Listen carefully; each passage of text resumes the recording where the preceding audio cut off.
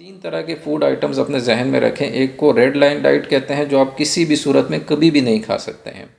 ये जो हदायत हैं, ये हदायत डिपेंड करती हैं कि शुगर का मरीज़ का कौन से स्टेज पे है, क्या उसकी शुगर कंट्रोल्ड है या अनकंट्रोल्ड है, क्या वो इस इंसुलिन इस्तेमाल कर रहा है या आम जो खाने वाली गोलियां हैं, अद्वियात हैं, वो इस्तेमाल कर रहा है। उसके अलावा उसके मॉलेज पे भी डिपेंड करता है कि क्या वो उसको किस हिसाब से उसको लेकर चलते हैं। लेकिन हम जनरल बात कर लेते हैं। उसमें सर एक पॉइंट मरीज़ को जहन में रखना चाहिए कि शुगर का कतईन ये मतलब नहीं है डायबिटीज़ का कि आपने शुगर के लेवल को कम ही करना है। हम ये कहते हैं कि शुगर के लेवल को आपने मेंटेन रखना है, बैलेंस में रखना है, एक तवाज़न में रखना है। ना आप उसको ज़्यादा कर सकते हैं, ना उसको आप कम कर सकते हैं। तो रोज़े में, रमज़ान में शुगर के ज़्यादा होने के बजाय शुगर के कम होने का ज़्यादा ख़तरा होता है। तो इसलिए मरीज़ को ये एहतियात करनी चाहिए कि मुझे शुगर के लेवल को ना कम करना है, ना ही ज़्यादा करना है, एक बैलेंस में रखना है और उसके अकॉर्डिंगली एहतियात करनी चाहिए। उसमें कुछ पॉइंट्स हैं। सबसे पहला सर पॉइंट ये है कि अगर आप एक इंटरमिटेंट फास्टिंग की एक टेक्निक है कि आप कुछ दिन रोज़ा रखें और कुछ दिन आप उसको छोड़ें, बाद में उसको रख सकते हैं आप।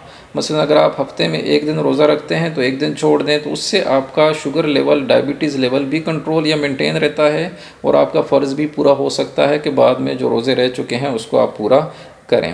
यानी कि अल्टरनेट डेज पर रोज़ा रखना चाहिए। जी, अल्टरनेट डेज़ पे बिल्कुल सर रखना चाहिए, ताकि आप अपने फ़र्ज़ को भी पूरा कर सकें और आपकी हेल्थ के ऊपर भी कोई इफ़ेक्ट ना हो। जी जी। दूसरा पॉइंट सर ये है कि जैसे मैंने बात की कि शुगर के लेवल में, शुगर में या डायबिटीज़ में शुगर के कम होने का बहुत ज़्यादा ख़तरा है, क्योंकि आप अद्वियात भी खा रहे होते हैं साथ में। तो इसलिए आप इस तरह की एक्टिविटीज़ से परहेज़ करें जिसमें एनर्जी बहुत ज़्यादा कंज्यूम होती है, एक्सरसाइजेज़ वगैरह, स्पोर्ट्स वगैरह या इस तरह की। बिकॉज़ उसमें यह होगा कि आप खाना भी नहीं खा रहे, ऊपर से आपने दवाई भी खा ली है, ऊपर से आप फिज़िकल एक्टिविटी भी कर रहे हैं, तो बहुत ज़्यादा रिस्क है कि आपका शुगर लेवल कम हो जाए, आप हाइपोग्लाइसीमिया में चले जाएँ। तो कोई अगर शुगर का मरीज़ है और वो खाने में शुगर ज़्यादा इस्तेमाल नहीं करता, ऊपर से एंटी डायबिटिक ड्रग्स भी ले रहा है, तो उसमें ज़्यादा चांसेस होंगे कि हाइपोग्लाइसीमिक में चला जाए। बिल्कुल सर, इसीलिए अगर आप दवाई भी खा रहे हैं, ऊपर से आप सहरी और अफ्तारी में उस तरह का खाना भी नहीं खा रहे हैं, तीसरे नंबर पे आप फिज़िकल एक्टिविटी भी कर रहे हैं रोज़े के दरमियान में, तो बहुत ज़्यादा चांस है कि आपका शुगर लेवल कम हो जाए।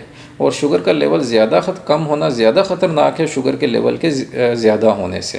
तो कहीं ऐसा भी है कि फ़र्ज़ करो अगर वो सहरी में कोई sugar high sugar content food खा ले और मतलब एंटी डायबिटिक ड्रग भी खा ले, तो क्या पूरे दिन में वो शुगर मेंटेन रहेगा? उसमें सर हम जो आपकी डाइट है उसको तकसीम करते हैं 3 पार्ट्स में। उसके अकॉर्डिंगली आप अपने डाइट को या अपनी सहरी या अफ्तारी को प्लान करें। आप 3 तरह के फूड आइटम्स अपने जहन में रखें। एक को रेड लाइन डाइट कहते हैं, जो आप किसी भी सूरत में कभी भी नहीं खा सकते हैं। उसमें आपकी बेकरी आइटम्स हैं, आपकी स्वीट्स हैं, आपके केक आ जाता है, कैंडीज़ वगैरह आ जाती हैं, कोल्ड ड्रिंक्स आ जाते हैं, क्योंकि इसमें शुगर की कंसंट्रेशन बहुत ज़्यादा होती है, तो बिल्कुल नहीं खानी चाहिए।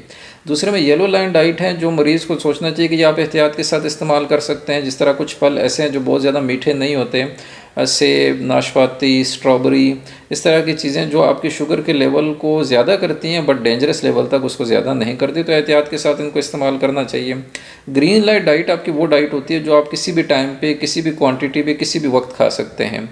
उसमें आपकी जितनी भी वेजिटेबल्स हैं, तकरीबन सारी की सारी वेजिटेबल्स जो हैं आप शुगर के मरीज़ हर टाइम पे इस्तेमाल कर सकता है। तो इन तीनों चीज़ों को जहन में रखकर पेशेंट को अपने अफ्तार को प्लान करना चाहिए और अपना जो सहरी का जो खाना है उसको प्लान करना चाहिए। जी सर, उसमें बाकी हमने पॉइंट्स देखे। एक साथ में आपका जो आपके पास चूँकि शुगर के जो मरीज़ होते हैं उनके पास यूजुअली ग्लूकोमीटर मौजूद होता है, शुगर को चेक करने वाला मशीन मौजूद होती है।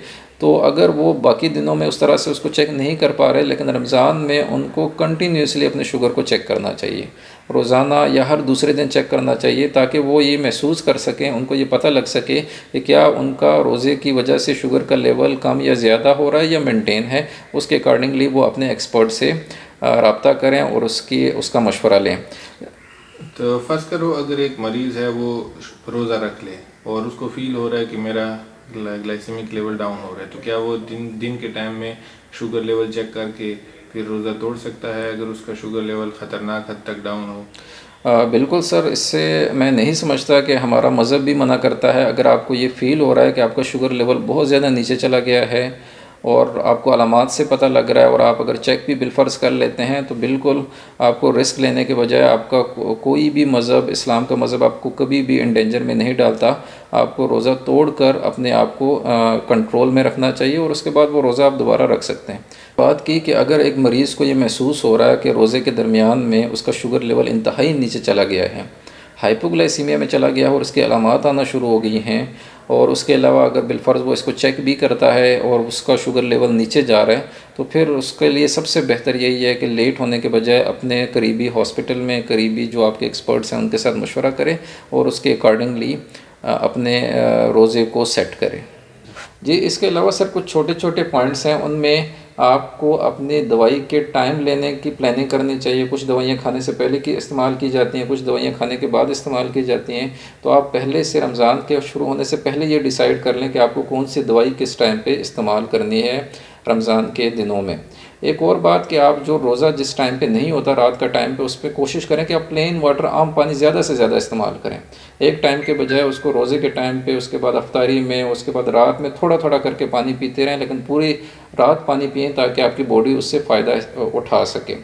लास्ट पॉइंट सर ये है कि आप 2 टाइम सहरी और अफ्तारी में खाना खाने के बजाय उसको डिवाइड कर दें रात के टाइम पे। यानी ज़्यादा खाना एक ही टाइम खाने के बजाय आप थोड़ा थोड़ा करके खाएं, 3 या 4 टाइम पे डिवाइड कर दें। सहरी में खाएं, अफ्तारी में खाएं, 10 बजे या 12 बजे उसको इस तरह से डिवाइड करें ताकि आपका शुगर लेवल ज़्यादा भी ना हो, कम भी ना हो और वो मेंटेन रहे। नहीं सर, ये गलत कंसेप्ट है कि आप एक ही दफ़ा पे ज़्यादा पानी पी लें और इस सोच के साथ कि वो आपके जिस्म को ज़्यादा फ़ायदा देगा। ऐसा नहीं होता। आप जितना पानी पिएँ उसमें बॉडी उतना ही पानी इस्तेमाल कर लेती है जो उसको ज़रूरत होती है, बाकी वो पानी जो है वो एक्सक्रीट आउट हो जाता है। तो इसके लिए बेहतरीन तरीका ये है, जो मैंने अभी बात भी की, कि आप ज़्यादा पानी एक ही दफ़ा पीने के बजाय थोड़ा थोड़ा करके पानी पूरी रात पीते रहें ताकि बॉडी उसके अकॉर्डिंगली फ़ायदा भी उठा सके।